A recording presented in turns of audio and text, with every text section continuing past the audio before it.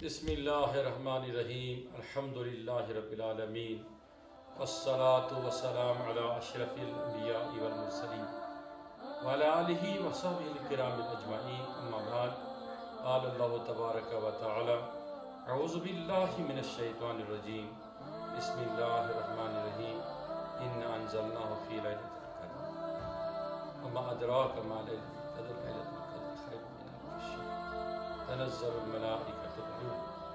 صدق اللہ مولانا العظیم۔ اللہ تعالیٰ کا فضل احسان ہے کہ اللہ تعالیٰ نے ہمیں جہاں ہر طرف کی رحمتوں سے، نوازات سے، برکات سے، ریوز سے نوازا، وہی اللہ تعالیٰ نے ہم پر ماہ مقدس کے روزے ایسی نعمت اور ایسی رحمت سے ہمیں نوازا جو اس سے پہلے امتوں کے لیے خاص نہیں تھی۔ اگرچہ کتب علیکم الصیام فرما کر اللہ تعالیٰ نے فرمایا اسی طریقے سے روزے ہم پر فرض کیے گئے جس طریقے سے سابقہ امتوں پر فرض کیے گئے تھے، لیکن ان کے اندر، ان روزداروں کے اندر کچھ خاص خصوصیت نہیں تھی جو اللہ تعالیٰ نے خاصتاً ہمارے لیے رکھی ہے۔ ہمارے لیے اللہ تعالیٰ نے اپنے محبوب کی صدقے میں یعنی کہ حضور صلی اللہ علیہ وسلم کے وجہ سے ہمارے لیے کچھ خاص انعامات رکھی۔ ان انعامات میں 10 بڑی انعام ہیں، یا ہم ان میں سے 2-4 انعامات کا تذکرہ کرتے کرتے آپ کو سنائیں کہ وہ انعامات کیا ہیں۔ اولاً کہ ہمارے لیے خاص ہے کہ شیاطین کو اس مہینے میں قید کیا جاتا ہے، ساتھ میں جتنے دریاؤں کی مچھلیاں تک ہیں، کیڑے مکوڑے بھی ہیں، اور آسمان کے فرشتے، جنگلوں کے درندے اور چرندے بھی روزہ دار کے لیے دعا کرتے ہیں۔ پھر دوپہر بعد جب انسان کا پیٹ خالی ہوتا ہے روزے کی حالت کی وجہ سے، تو انسان کے منہ سے جو بو نکلتی ہے روزہ دار کی، تو اللہ تعالیٰ کا ارشاد ہے وہ مجھے نافع اور کستوری سے محبوب ترین بو ہے۔ اور اللہ تعالیٰ بعد دوپہر جنت کے اندر اس کو جنت کی فضاؤں کے اندر داخل کر کے فرماتا ہے جنت کے حوروں غلمانوں سے، خبر ہے کہ یہ کہاں سے اتنی اچھی عظیم اور دلوں کو لبھانے والی خوشبو آئی؟ وہ کہتے ہیں کہ یا اللہ تو جانتا ہے، تیری ذات واقف ہے۔ وہ اللہ تعالیٰ فرماتا ہے کہ اس وقت دنیا کے اندر میرے محبوب جناب محمد رسول اللہ صلی اللہ تعالیٰ علیہ وآلہ وسلم کی روزے دار، ان کے پیٹ جو خالی ہوئی تو ان کے منہ کی یہ بو ہے، اور اس بو کو خوشبو بنا کر اللہ تعالیٰ جنت میں پھیلا دیتا ہے۔ اس کے ساتھ ساتھ میں اللہ تعالیٰ نے جو سب سے عظیم ترین انعام رکھا، وہ انعام رکھا شب قدر۔ شب قدر کی کئی وجہ ہیں، علماء نے اس کو لکھا، مفسرین نے لکھا، بڑے بڑے تفاسیر بڑے پڑے ہیں، حدیث بڑے پڑے ہیں شب قدر کی فضیلت سے، لیکن حقیقت میں شب قدر کی فضیلت جو قرآن نے بتا دی، جو رب نے بیان فرمائی، وہ یہ ہے کہ اس رات کے اندر قرآن نازل ہو۔ قرآن مقدس ایک ایسی کتاب ہے جو آپ سمجھتے ہیں کہ جسے کسی شاعر نے کہا اتر کر ہرا سے سوئے قوم آیا اور ایک نسخہ کیمیا ساتھ لایا، مس خام کو جس نے کندن بنایا، خرا اور کھوٹا الگ کر دکھایا۔ وہ پیغمبر نازنین صلی اللہ علیہ وسلم غار ہرا میں جب ان کی ملاقات جبریل سے ہوئی تو نزول وحی کا سلسلہ 22 سال 4 مہینہ اور 30 دن تک چلا، کم و بیش 30 سال تک چلا۔ تو اس میں جو کتاب سنائی گئی، جو قرآن سنایا گیا، تو اس کو حضور صلی اللہ علیہ وسلم نے محفوظ کیا اپنے سینے مبارک کے اندر، اور پھر دنیا کا نقشہ اس کتاب کی وجہ سے، ان آیات کی وجہ سے بدل گیا۔ وہی لوگ جو تب تک اپنی بچیوں کو زندہ درگور کرتے تھے بس قرآن کی ایک آیت کی وجہ سے ان کی دل پگھل گئے، اب وہ لوگ نہیں رہے، اب وہ رہزن نہیں رہے، اب وہ چوری کرنے والے نہیں، ڈکیتے نہیں رہے، اب وہ لوٹ مار کرنے والے نہیں، اب وہ چھوٹی چھوٹی معمولی باتوں پر صدیوں تک لڑنے اور جھگڑنے والے نہیں رہے، وہ بیوہ سے نفرت کرنے والے نہیں رہے، وہ یتیموں اور محتاجوں سے دور رہنے والے نہیں رہے،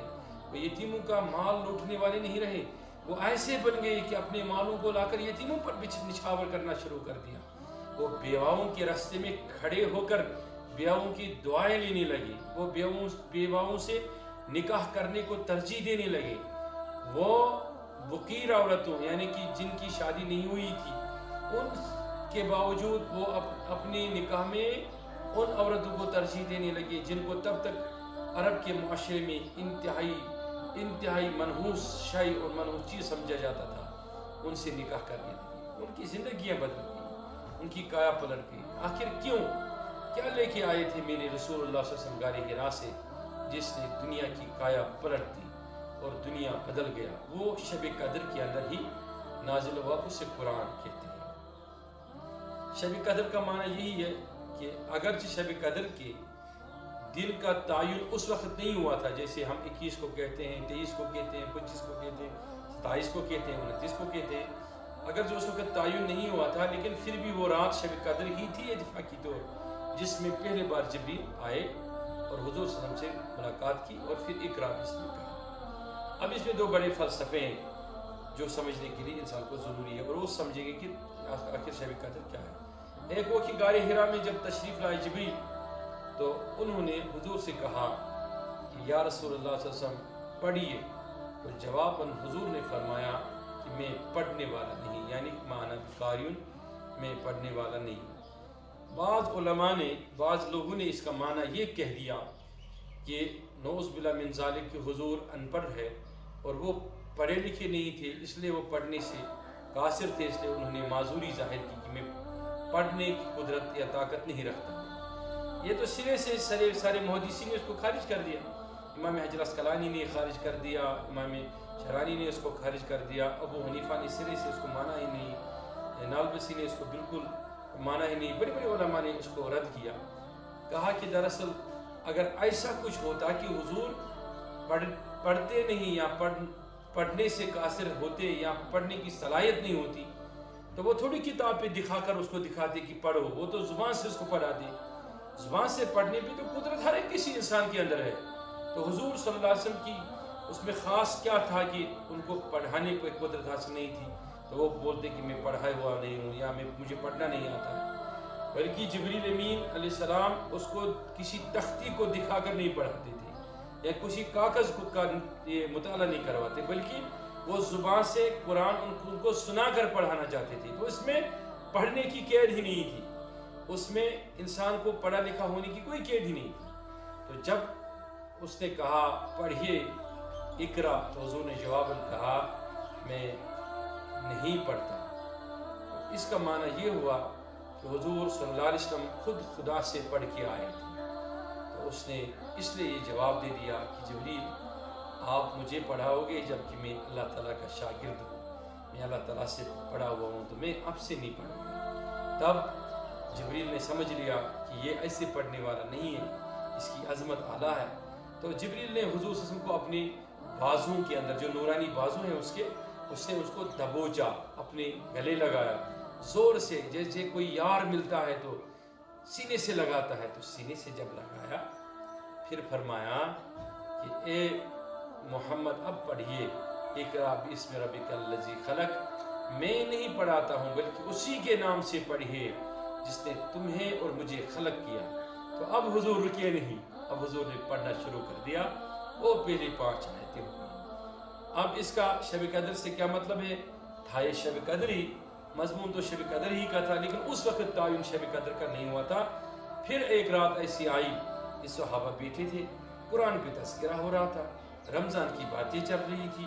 اور حضور صلی اللہ علیہ وسلم نورانی بہاریں لٹا رہے تھے صحابہ کو، اور صحابہ بڑے خوش ہو رہے تھے، جھوم رہے تھے، لطف اندوز ہو رہے تھے۔ تو اسی میں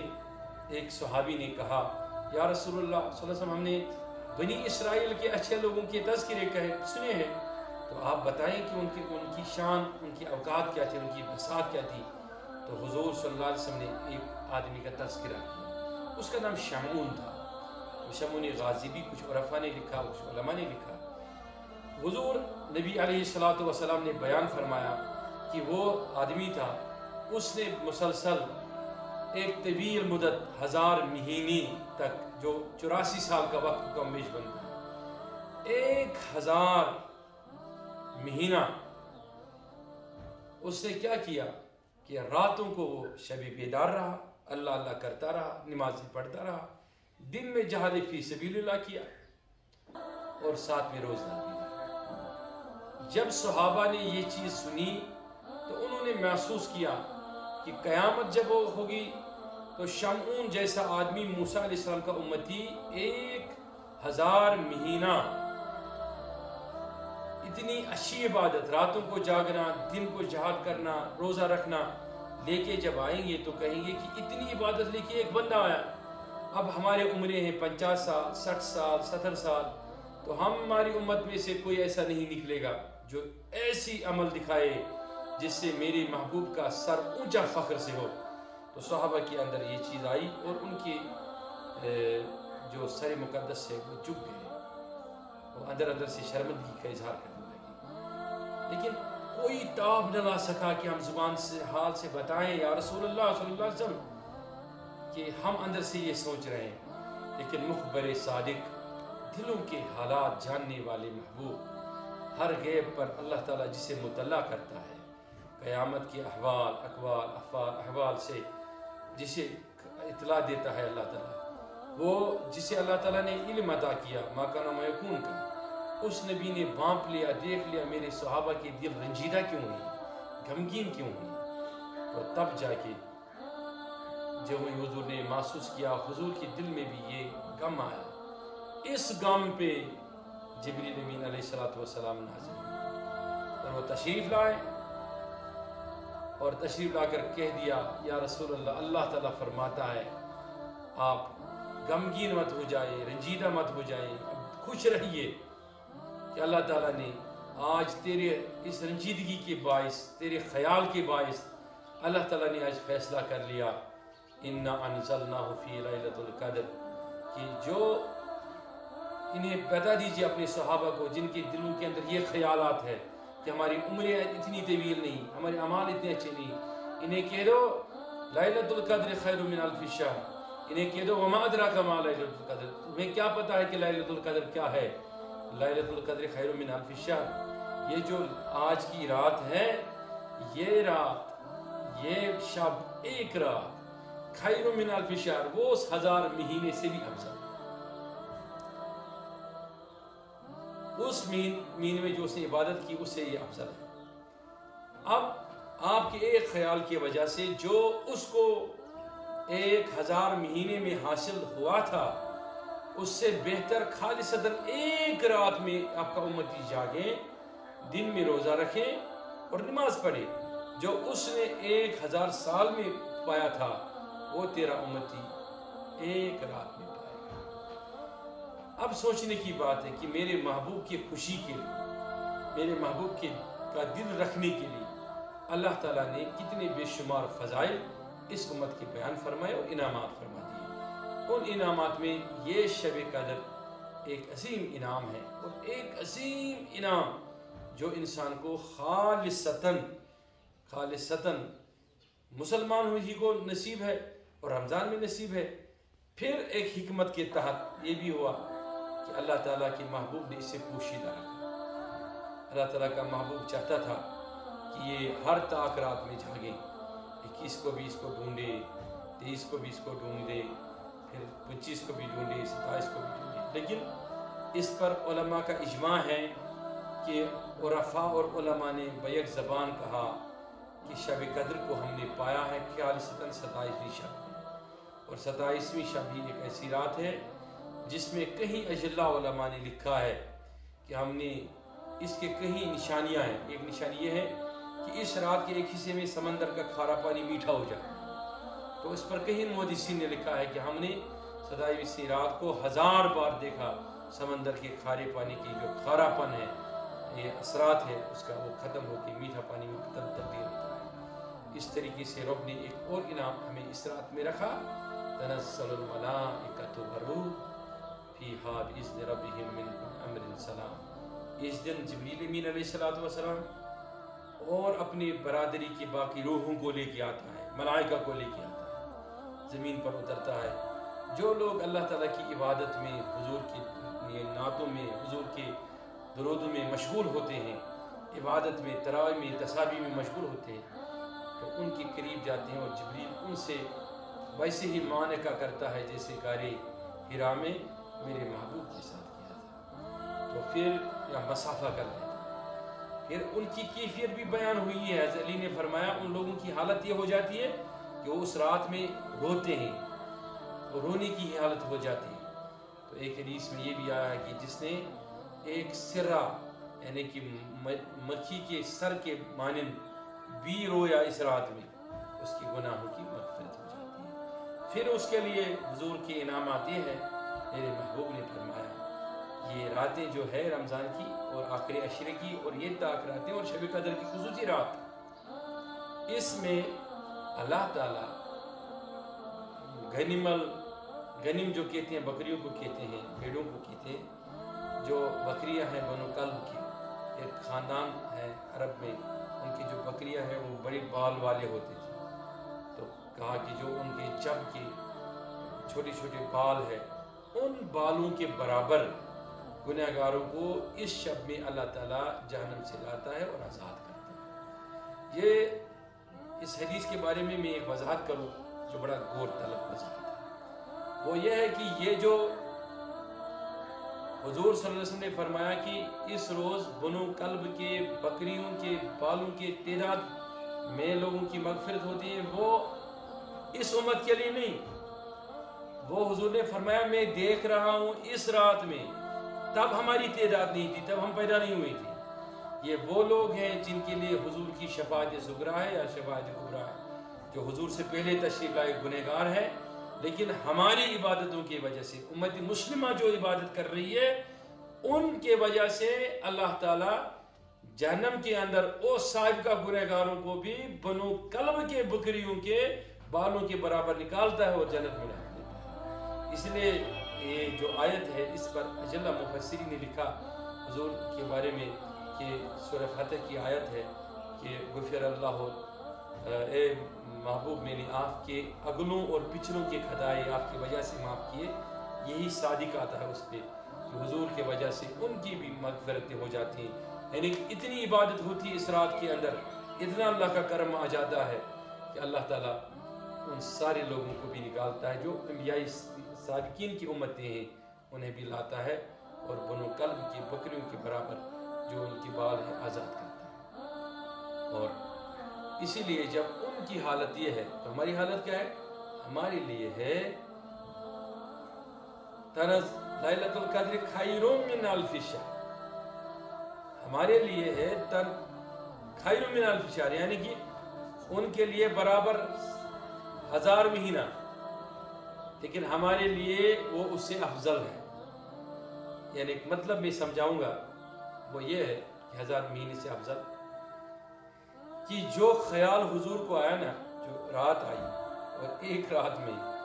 ایک رات کی مماثلت جو ہے, جو برابری ہے ایک رات کی حضور کی رات کی, وہ 1000 مہینے کے برابر ہے. اب حضور کے 63 سالہ عمر میں کتنے راتیں ہیں؟ تو ہر رات کا مقام بنی اسرائیل کے سامنے 1000 رات سے 1000 مہینے سے افضل ہے. اس کا یہ مطلب نہیں کہ خالصتاً یہ اس دور کے 1000 مہینے سے افضل ہے, نہیں, یہ تو اس 1000 مہینے سے افضل ہے, اس 1000 مہینے سے جو جس میں شمعون تھا, جس میں اس نے عبادت کی اس زمانے کے. یہ بھی وہ بڑی غلط فہمی ہے لوگوں کے اندر, وہ کہتے ہیں کہ 1000 مہینے سے افضل ہے. نہیں, 1000 مہینہ کون؟ جو موسیٰ علیہ السلام کے دور کا 1000 مہینہ, حضور صلی اللہ علیہ وسلم کے دور کا ایک لمحہ افضل ہے, ایک رات افضل ہے, برابر ہے 1000 مہینے کی. لیکن اب حضور کے کتنے راتیں ملی, کتنے دن ملے, کتنے لمحات ملے, وہ سارے افضل ہے اور افضلیت میں ہیں. اس لیے ہمیں اللہ تعالیٰ نے اس رات کو جب عطا کیا تو ہمیں انعام کے طور پہ یہ فرمایا کہ آپ کی نوید آزادی کے لیے, آپ کے بہتری کے لیے میں جبریل کو بھیجتا ہوں, فرشتوں کو لے کے, روحوں کو لے کے. وہ ڈھونڈتے پھرتے رہتے ہیں رستوں میں, مسجدوں میں, خانقاہوں میں, پھر گلے بھی لگاتے ہیں, پھر پیار بھی کرتے ہیں, پھر نوید آزادی بھی سناتے ہیں. یہ کب تک رہتا ہے؟ تنزل الملائکۃ والروح فیہا بإذن ربہم من کل امر سلام. وہ اللہ تعالیٰ کے جو امر سلام ہے, بہتری کا پیغام ہے, جو تقدیر ہے, جو تقدیر دنیا میں ہوتا ہے, کب کون مرے گا, کب کون جیے گا, کب کون پیدا ہوگا, کب قیامت کس قوم پر آئے گی، کس کی بربادی ہو جائے گی، کس کی اچھائی ہو جائے گی، وہ ساری چیزیں جبریل صاف لے کے آتا ہے اور زمین پہ اسی رات کو بانٹ دیتا ہے۔ پھر فرمایا ہی حتی مطلع الفجر، اور جب تک لوگ سحری کھاتے ہیں مطلع الفجر ہو جاتا ہے، آذان ہوتی ہے، نماز ہوتی ہے، تو تب تک یہ سلسلہ جاری ساری رہتی ہے۔ آج جو ہمیں جو لیلۃ القدر نصیب ہوئی، ہمیں یہ بات پکی دل میں بٹھانی ہے کہ یہ ہمیں حضور کے ایک خیال کی وجہ سے نصیب ہوئی۔ اگر حضور کے صحابہ صلی اللہ علیہ وسلم ایسا نہ سوچتے، انہیں خیال نہیں آتا، تو ممکن نہیں تھا کہ ہمیں شب قدر ملتی۔ ہمیں اللہ تعالیٰ نے جہاں شب قدر عطا فرمائی، وہاں ہمیں حضور صلی اللہ علیہ وسلم کا تعلق، قرب، محبت سب کچھ عطا فرمائی، لیکن ہمیں یہ سمجھنا چاہیے، اور اپنے لوگوں کو میں یہ پیغام دینا چاہتا ہوں کہ شب قدر آئے گی تو ایسی تیاریاں کرو کہ آپ کو 25 آ رہا ہے، 27 آ رہا ہے، 29 آ رہا ہے، تو رات کو سڑکوں پر مت رہو، رات کو کھانے پینے میں چیزیں یہ بسر مت کرو، پٹاخے پھولنے میں بسر مت کرو، آپ سیر و تفریح اس کو سمجھ کے بسر مت کرو۔ آپ یہ سمجھو کہ اللہ تعالیٰ نے آج آسمانی اول پر آپ کی تقدیر کا دفتر کھول دیا ہے، اور وہ تمہیں پکار رہا ہے، فرماتے آ جاؤ میری طرف، تو خیر چاہتا ہے نا آ جاؤ خیر کی طرف، تو پریشانیوں سے چھٹکارا چاہتا ہے نا تو میں تمہیں آزادی دیتا ہوں، میں تمہیں بچاتا ہوں، میں تمہیں مغفرت کروں گا، تمہیں جنت عطا کروں گا۔ بس دیر اتنی ہے، یہ سمجھ لینا کہ ساقی کا در کھلا ہے اور میرے محبوب کی جام بٹ رہے ہیں، فقط اتنی کہ کوئی پیاسا چلا آئے۔ اللہ تعالیٰ نے شب قدر میں ایسی انعامات رکھیں، پیاسا چلا آئے اور اسے رحمتیں مل جائیں اور اس کی مغفرت ہو جائے۔ ہماری دعا ہے اللہ تعالیٰ سے، یا رب شب قدر کی فضیلت ہو، ہمیں بھی امیدوار رکھ۔ آج جو جتنے بھی معتکفین ہیں، اعتکافوں میں ہیں، معتکف ہے، یا اللہ ان کی وجہ سے آج ہماری مغفرت ہو جائے۔ ہم بھی پناہ گزین بیٹھے ہیں اللہ تعالیٰ کی مسجد میں، اور مغفرت کی امید لے کے اللہ تعالیٰ سے دعا ہے یا اللہ ہم سب کی مغفرت ہو، اور جو ہماری اس آواز کو برق رو کے ذریعے سے لوگوں تک پہنچا رہے ہیں، ہمارے عزیز ہے، اللہ تعالیٰ ان کی بھی گناہوں کی مغفرت کرے، ہماری مغفرت کرے، اور جتنے لوگ آج اللہ تعالیٰ کی در پہ دامن پسارے ہیں، یا اللہ سب کی مغفرت ہوں برحمتک یا ارحم الراحمین۔